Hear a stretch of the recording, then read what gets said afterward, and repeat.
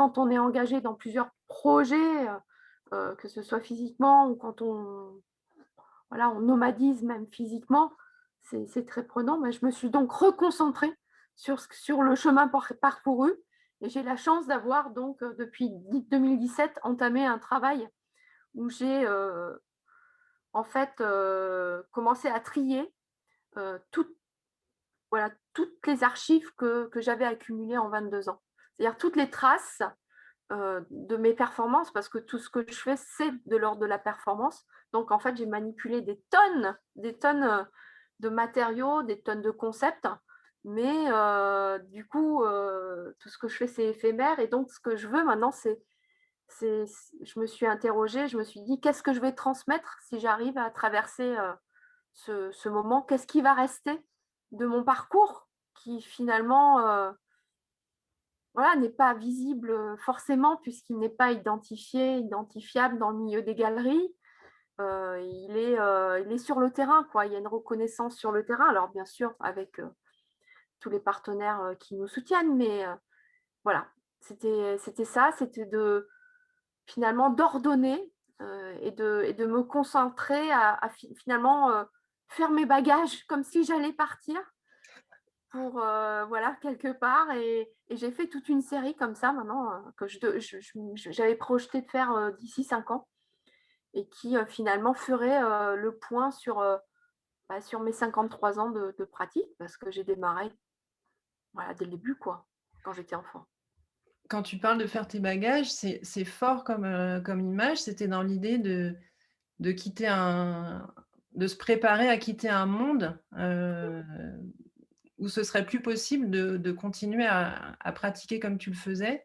Tu te sentais dans une sorte de transition, de sas vers autre chose? Bah, je me suis toujours sentie dans ce sas. C'est pour ça que Arnomad, je l'ai conçu, sans mur. C'est-à-dire que c'est un dispositif qui se greffe, sur l'existant. C'est-à-dire que Arnomad, c'est dans mon foyer, dans mon quotidien et c'est moi qui mets mon mari à disposition ces locaux, naturellement. Mais je me suis posé cette question dès le début de mes études en école d'art, quoi. Déjà, autour de moi, bah, il y a des tonnes d'artistes qui ont du talent, des tonnes de personnes qui m'ont nourrie et je me dis: «Mais pourquoi encore une œuvre de plus quoi?» Pendant qu'il y en a tellement qu'il faudrait donc, et bien transmettre, qu'on continue à faire vivre et cetera. Et donc c'est pour ça que j'ai pensé ce dispositif aussi, et bien aussi, pas pour, finalement, promouvoir mon propre travail d'artiste parce que j'ai été formée par les écoles d'art, donc je pourrais très bien, passer par d'autres, disons, canaux, qui sont tout à fait identifiés. Mais, c'était que je voulais vraiment, voilà, donner la parole, en fait, l'opportunité à d'autres artistes que moi, et bien de s'immiscer dans le quotidien des gens et voilà.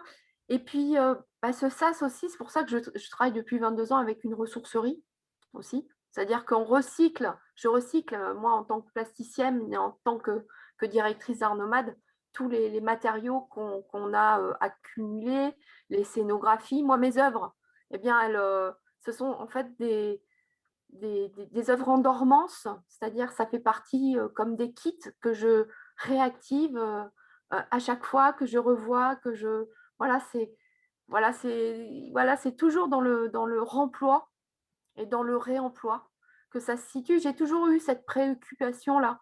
Mais là, c'était encore plus fort, c'est-à-dire qu'il y avait vraiment cette question de la mortalité, quoi, enfin, de la fragilité, enfin, que peut-être que je fuyais, éperdument, en me jetant à corps perdu dans toutes mes, actions, sur le terrain et puis aussi avec, l'enseignement, puisque j'enseigne aussi, à l'école d'art de Limoges. Voilà, voilà cet, appétit, voilà cet appétit de vivre et de partage, tout ça. Peut-être que c'était aussi, une façon de fuir, ces peurs-là, quoi.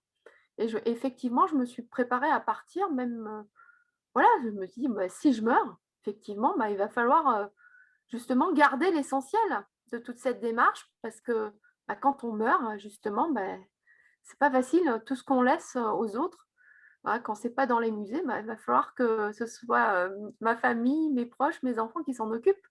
Donc du coup, j'ai essayé d'aller à l'essentiel et de garder l'essentiel qui pourrait être, exploitable, on va dire, par d'autres que moi, quoi.